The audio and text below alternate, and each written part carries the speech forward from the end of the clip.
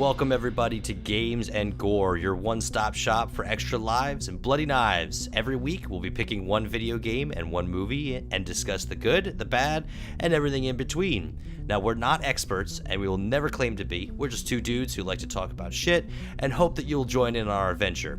Today's episode is going to be called Runnin' and Gunnin' with Ed, and we'll be tackling the inspirationally designed and butt-fuckingly hard 2D side-scroller Cuphead and the cringe-inducing Poughkeepsie Tapes, a movie so disturbing that, by God, Freedom Fries America decided to ban it from our naive eyes.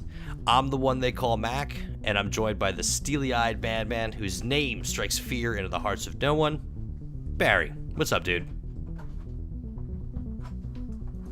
What's going on, man? How hard was this game? Dude, this game was a complete breeze. Easiest game I've ever played in my life. This thing had me screaming at my TV. Oh my god, dude, like, it brought me back to so many old days on, like, my Nintendo, like, my original Nintendo system, the SNES, the Genesis, like, games that were just specifically designed to be in arcades and just eat your fucking quarters until you were a broke 8-year-old kid. Like, this, it's like, the game's like that, except it doesn't even have the balls to take your quarters. It just takes your soul. Oh, yeah, it's soul crushing. I'm telling you, like, oh, God. And then, like, you know, like, there's 3 different aisles in the game. I love how when you get to aisle 2, you know, you get to go to that reflecting pool, and it just shoves it in your face how many times you've died. It's just like, fuck you. Guess who's a piece of shit? It's you. Thanks for playing this game. I'm Cuphead. Oh, exactly. And it was two brothers who basically crafted this whole fucking thing. How long was it in development for? I think it's like 7 years. It took them like 7 years to put it together. People have been amped about it ever since it was announced, especially like the art styling, which we'll touch in later. But they have held no fucking qualms. They've always been like, this game is going to be insanely difficult and it's going to punish you on a regular basis. And I was like, okay, yeah, sure. And I was skeptical just because of how fucking cute it is, but damn, they're right, man. So just to tell everybody that's listening what we're talking about, I'm going to tell you a little bit about the story of Cuphead. So boastful Cuphead and his skittish friend Mugman, which is awesome names, reside in peaceful Inkwell Isle. They're oblivious to the outside world and all its perils. However, when venturing too far out on an adventure, they find themselves with a hot hand at a craps table deep inside the Devil's Casino. So the Devil arrives to propose a wager on the young lads. One more roll, can't speak, and that he will give them all the riches they desire. And of course, in classic demonic fashion, they roll a pair of snake eyes and boom, they find their souls the devil's possession. But the devil's a soul seeker in need of assistance, so if the boys can collect the contracts he's got out on numerous creatures indebted to the awaiting Satan, they will be freed from his clutches. But should they fail, their souls are his for the drinking. Unravel their tale through unrelenting and frequently frustrating bosses, lush retro 1930s cartoon styling, and blasts of big band and smooth jazz flying from your phonograph. Barry. Right? How good is the music in this? Barry, the so music. good. I was going to tell you about the music, dude. The music is insane. Did you watch the video of, like, making the Cuphead music? No. It's all big band. It's all recorded in a studio. It's there's no guy behind a keyboard, and that's no offense to anybody behind a keyboard, because some of the greatest composers in video games, like Nobuo Uematsu and all these other guys, they record this shit on MIDI. But this is a real big band straight out of the 30s. I mean, dude, just the tension of that jazz and like that quick snare as you're fighting people like the fucking genie and the Betty Boop. What was her name again? Who's the Betty Boop playing bitch? Oh, Hildeberg. Yeah, that's Hildeberg. that's like the worst boss. Hildeberg. Took me like 100 times to beat that chick. Was in my fucking nightmares. I mean, when she's turning into the the angelic creature with the big bow and arrow, and then it like sends out all these things that bounce around to hit you and track you. Oh my god. But the music fits everything so well. The main draw to this game, even if you're not into like these punishing 2D classic retro side scrollers, whatever you want to call them, the art and the music, just I don't think I've ever seen anything like it. Oh yeah, it's phenomenal, dude. I'm telling you. It looks like this game took a long time to make, but like the best thing about it's like you get this thing on the marketplace for $20. You can't beat that. You can't get a better game for $20, and a lot of people out there have like this debate of what an actual video game is worth via dollar points. Like, oh well, I spent $60, I should be able to have X amount of content in it. You get your $20 on the first island without a doubt. Oh yeah, definitely. I'm telling you. That first one, it took me days to beat that, just to get over to the second isle. Dude, it is a time sink, man. It days and days, and I think at least 50 tries on Hildeberg, without a doubt. And the fucking, like, just when you first do the vegetables in the beginning, with like the onion crying and the carrot, it really just teaches you. It does not hold your hand. You're like, it's like, all right, figure it out. Oh yeah, it's all memory too. Like you gotta know what that dude's gonna do.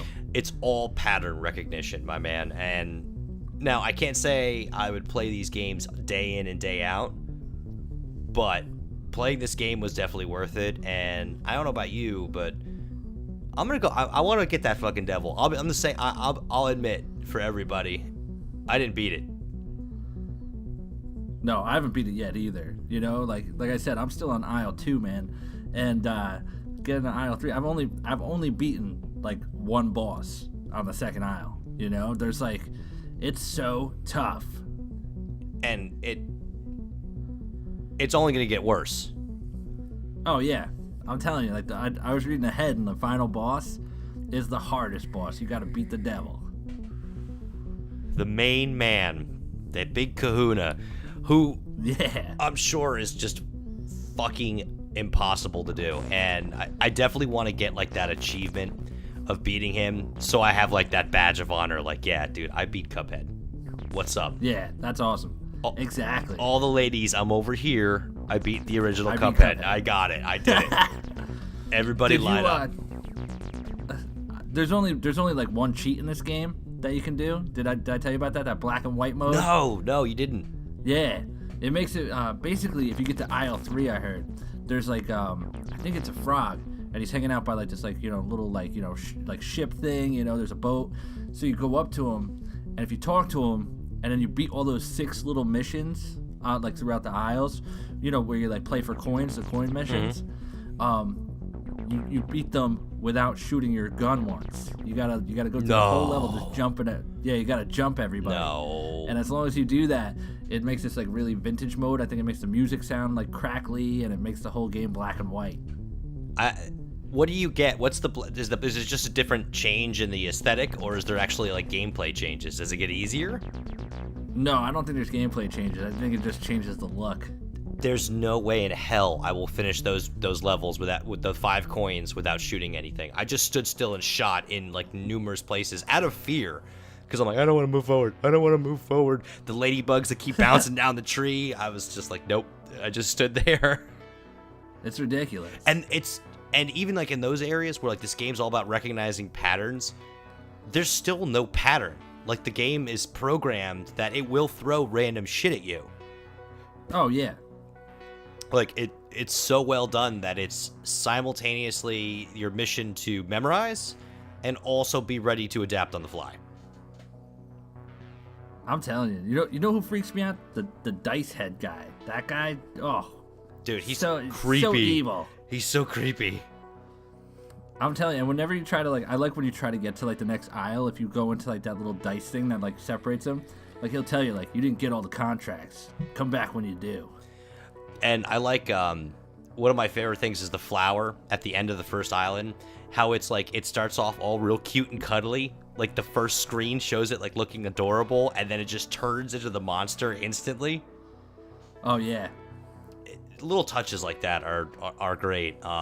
And even though like when you defeat a boss, which actually we should also say for anybody listening, this game's levels, they're not levels. Like you don't have to go into each world like a Super Mario Brothers. It's not a world with a boss at the end. It's just each encounter is a boss, and there you first pull him up and you're just like, this is gonna be easy, just looking at him like a big giant bouncing blue ball, a guy with a fucking head that's shaped like a die. This should be easy, and then it just smacks you in the face. It's brutal. It's attrition. It's a force of attrition.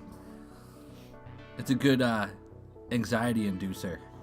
Oh, that's exactly what we need in our lives, Barry, is to add anxiety onto ourselves. I'm telling you, the fact that you only get 3 health points, you know, and if you decide to spend some cash, like the coins, you can get a 4th one, which I did like right away. First thing I bought.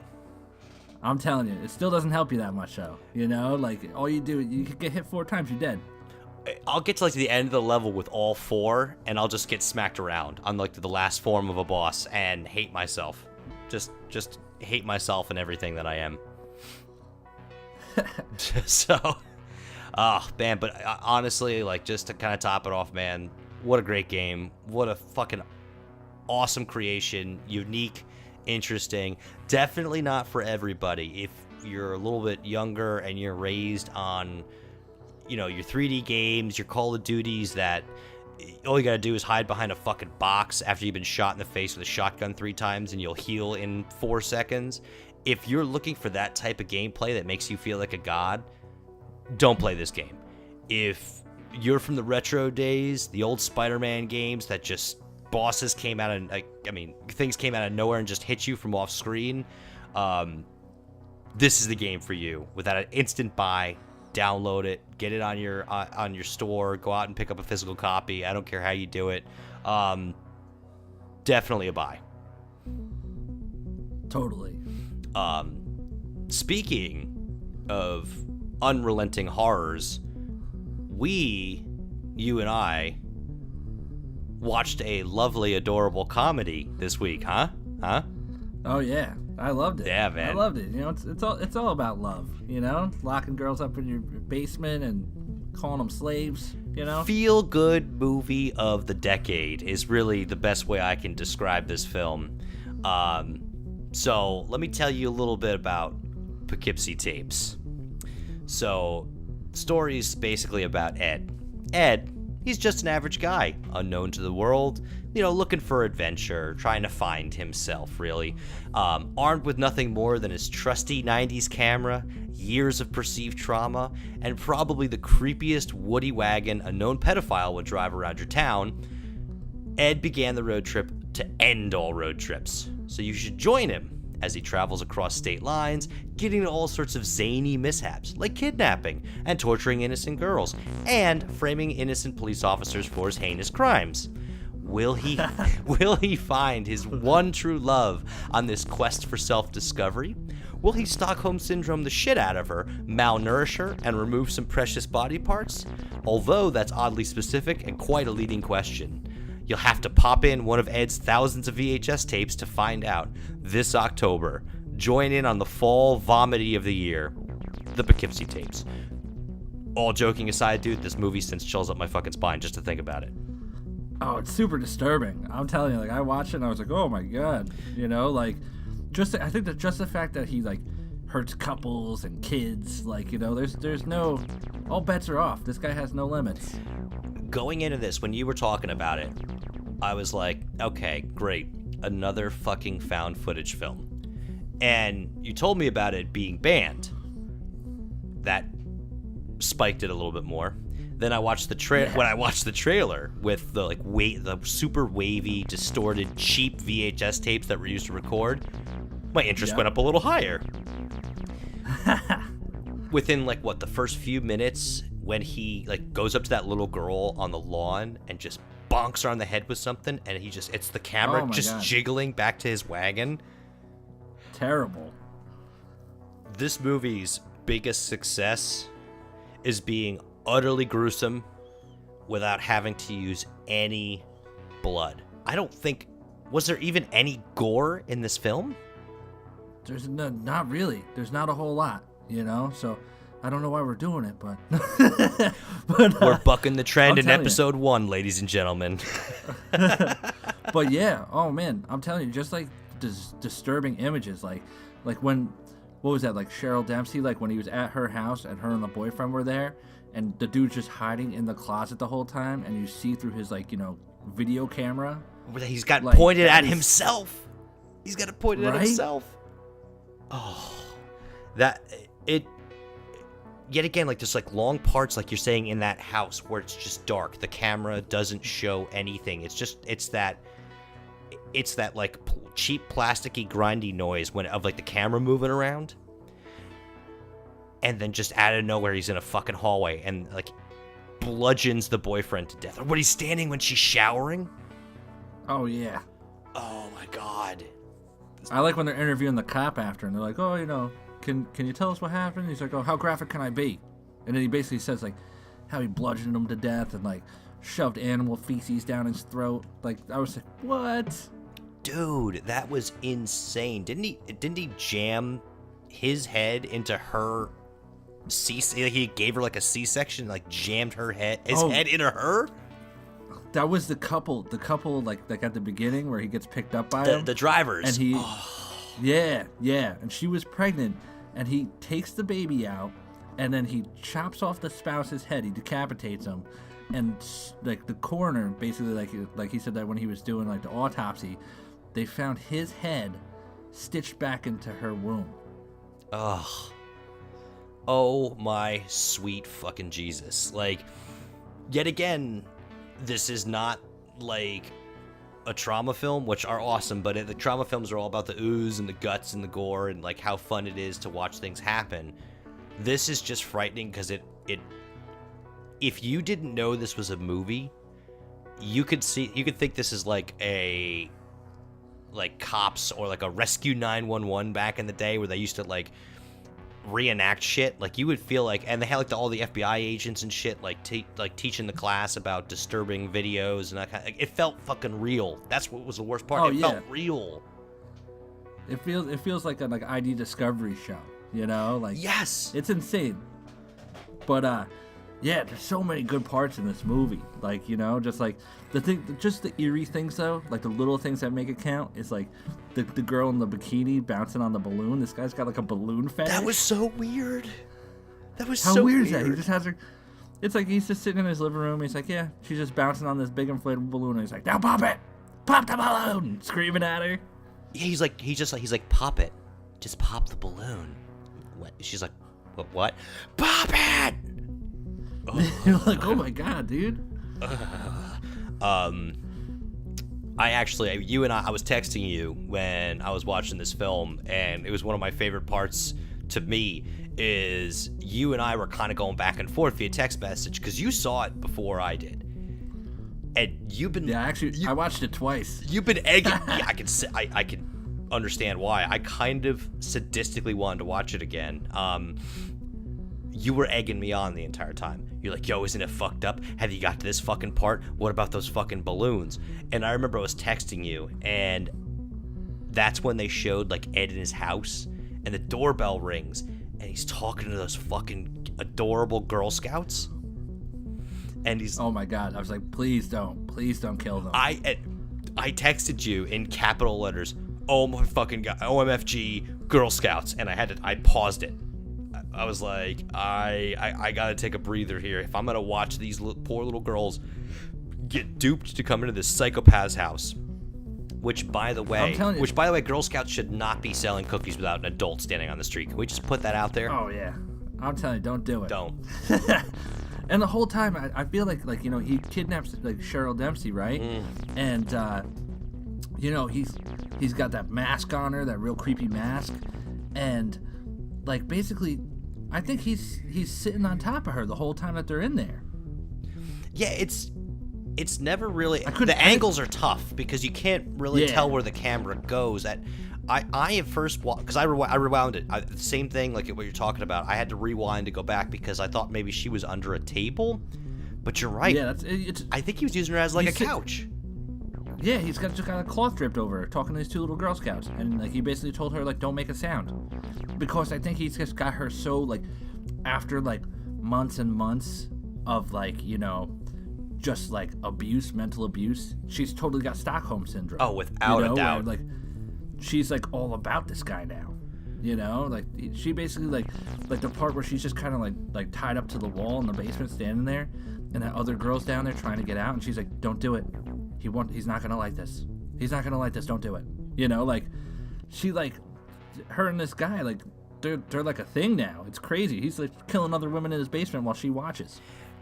What's funny is it's almost like, obviously she's scared out of her fucking mind when he first takes her, and then it's like he finds something in her. There's something in her that he decides he's not going to murder her. He's going to keep her as his own slave. Which, by the way, this film never fucking explains why. Why is he like this? It's so crazy, though. Like, I'm telling you, just like some of the different things. Like, you know what I loved? I loved when they're teaching like the class, you know, on like, I guess like forensics and like all the criminology stuff. And they're showing the video of him like the first time they saw him at the gas station, and it's just like he's doing sign language while he's filling his gas, you know, the gas in his car, and you're like, what's he doing? And they're like, oh, he's signing like something about like a red roof something, and they said that was like earlier in the day before he even killed anybody, and this red roof place is where they found the dead bodies after. He is a genius psychopath, because I love that you bring that up, because I love towards the end when like the FBI director is discussing how hard it was to figure out who he was, because all the different counties described him as completely opposite of each other. Oh yeah, yep. It's hard. I wish I wrote it all down, like the descriptors they used, but they were just like unorganized. He would live in an unorganized mess of a home, and then they flashed the same guy reading, must be very highly organized, probably lives in a very clean space, and like and then he framed that cop. How? Oh my god! And right, he frames the cop, totally ruins the cop's family's life. Like the son drops out of high school, the whole deal. They kill him. And they kill the cop. They put him on death row. Yeah, dude, public execution. They totally give him the whole like lethal injection thing, and then he kills somebody else and lets the cops know like the day after, like, boom, you're wrong. You killed the wrong guy.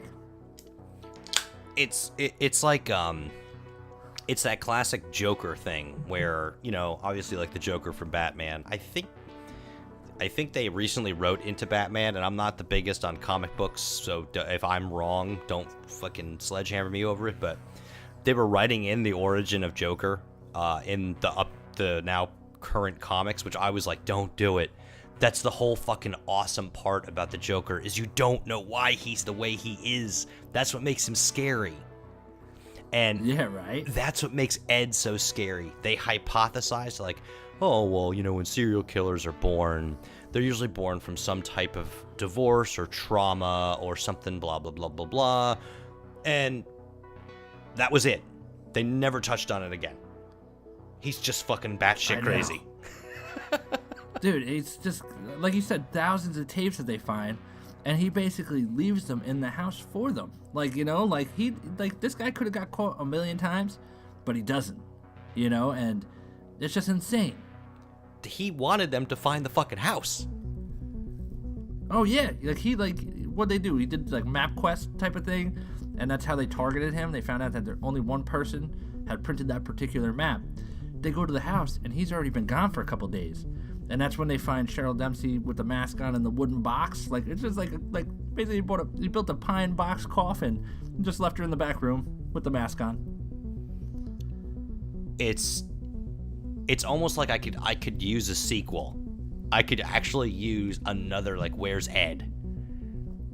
Right? They said there were like 70 something tapes like that were it's missing just from like the numbers. Like I'm like flabbergasted.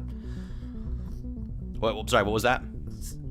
Oh, like when they find the tapes, they say like, you know, there's a bunch of them missing. You know, like there's a bunch of numbers missing. So they're like, oh, but maybe it exposed his face in those, or you know, maybe they were just too gruesome. You know, and he kept them. Well, and, you know, one of the funny things, and I guess we're going to kind of go outside of the narrative of the film, but obviously there's an actor who plays Ed. Don't remember the dude's name, but poor guy put on a great performance, and you'll never know who he was. But if we take the film for what it is and take it out of the context that there is an actor, I hypothesized that it was the cop's son, the guy who had to drop out of high school. I would say he's the killer. I would say he would be the kid. He's Ed. Right? It's kind of crazy. He had access to all that stuff. Like, that's the only thing that I could, like, incriminate. And obviously, he was a little twisted, and he was already, like... He mentioned something in the film, and maybe you can help me with this one. He mentioned something in the film about already not being really popular with anybody. And then when this happened, it made it even worse for him. Oh, yeah. And then the fact that his dad basically was cleared of it after they put him to death. But you know what? They cleared him on, like, September 10th. And the next day was September 11th, 2001. And no one knows. This story got pushed back to like page 7 or 8 or something, and people still say to him like, "Hey, your dad's a murderer," and he's like, "No, he's not. No, he's not. Like you would have known about it. It would have been front page news any other day, but it was freaking September 11th. You know, it's crazy." What a clever thing to write into the movie. Honestly, like that was a genius move on the director's part, because when I saw September 10th, I said, September 10th, 2001. Oh shit! It never showed up. And as I was thinking, he goes, "Yep, because of September 11th, it was on page 18 or whatever." Yeah. Oh man, that was insane. What's your favorite part of this movie? What's my favorite part of it? I'm in between two spots, so I'm gonna give you my 2, because there's no fucking rules, and I can do that, because whatever. Number 1, the Girl Scouts. The Girl Scouts was one of the most, like, hair-raising parts of the film, just because of him, like, well, I'm a police officer, so you can come in and trust you can come in and trust me. It's okay. Well, it's so creepy because they hear the sound, and then he's like, "Oh, it's raccoons," and he's, you know, do you want to see it? There's no raccoons around here, and I just wanted to be like, you know what, dude, you're in Poughkeepsie, New York. Have you ever been to Poughkeepsie, New York before? No, I haven't. There's raccoons. There's raccoons, man. You're up there. You're you know, outside of that city, it's all woods, you know. But yeah, it's so creepy how he's like, "I guess I can't buy any Girl Scout cookies today." Basically meaning like, I can't kill you today. You could see yourself out. Yeah, it's like what? The second is definitely the interview with Dempsey. That is my favorite part of the whole movie. That's the one that I'm. Is that what you're gonna mention? Okay, perfect. I'm glad I led into it because go, dude. I'm telling you. They're interviewing her, and she's basically like, you know, she's got the whole Stockholm syndrome thing going on, and she's like, "Yeah, well, he'll come back for me.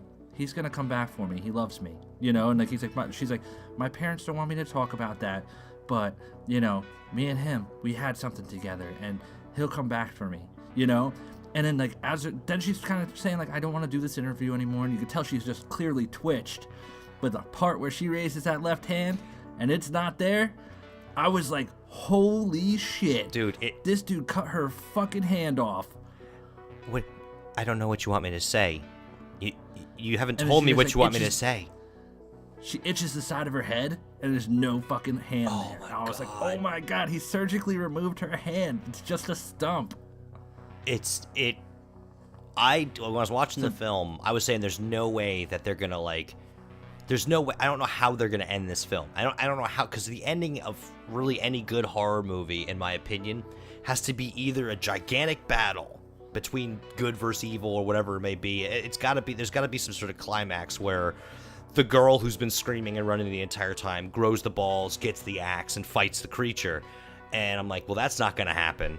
How are they gonna stun me at the end of this film? How are they gonna rock me where they haven't rocked me already? And 100% success. That stub, that little nub coming up and scratching the brow. Oh man. Did you watch past the credits? Did you watch this movie past the credits?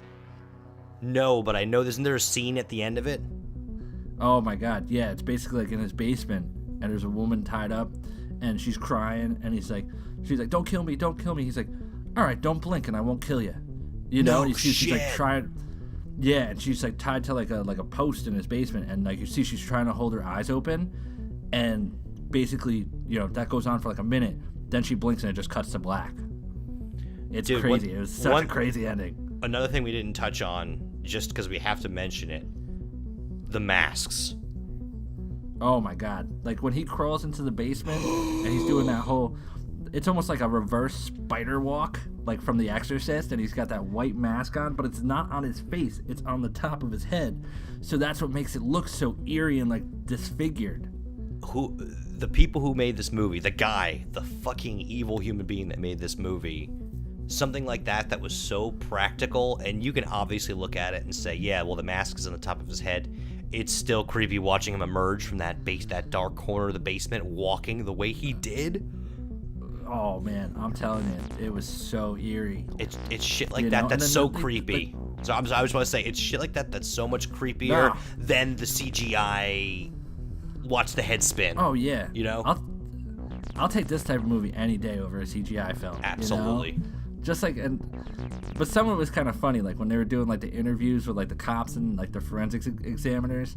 Like I like the one guy. He's like, sometimes I take my work home with me, and I brought home some of the Poughkeepsie tapes, and my wife watched one. You know, me not knowing about it. She wouldn't let me touch her for a whole year.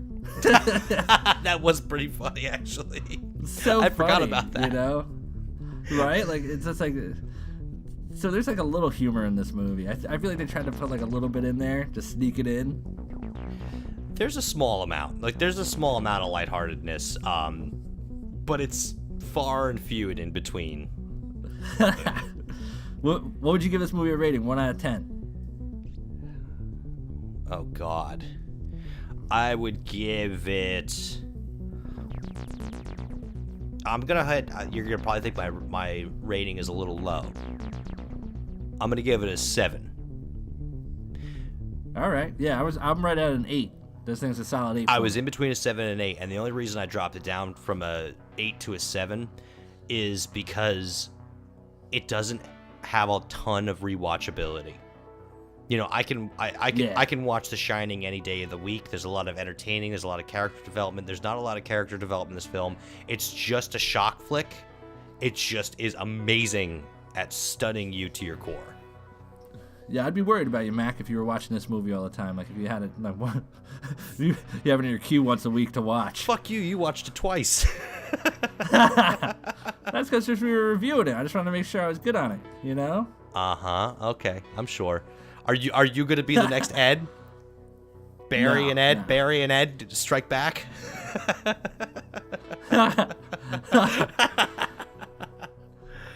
Seems like a big commitment. I just don't have the time in my life. Oh yeah, so that's why we're serial killers, because we have jobs. That's the only reason why. That's the only what keeps us sane. Oh man, well, if you tuned in, we really do want to thank you for listening to us. Check in every single week. We're going to be doing this every week. We're going to pick a new movie. We're going to pick a new game to talk about. Definitely check us out on Twitter. We're going to be throwing up shit that we see, anything we find that's funny, grotesque. Just keep an eye out. It's going to be a lot of fun. I know that Barry and I are excited. We're just electrified to be doing this. Next week, Barry, do you want to do the honors and tell people what we'll be clowning around about? Oh, you know what? I'm going to leave that to you. You can. That's all you. Oh, that's all me? Yep. Okay. Well, I guess you twisted my arm. Okay, how about this? Instead of telling people what we're going to do, we're going to drop them some hints. And it is going to be difficult to figure it out. And I gave the other hint before. Shit, I can't think of any other hints. Oh well. There's plenty of hints. Okay, hints are done. All right, man. Everybody tune in next week. Tune in next week. Barry, I love you. I'll talk to you next week.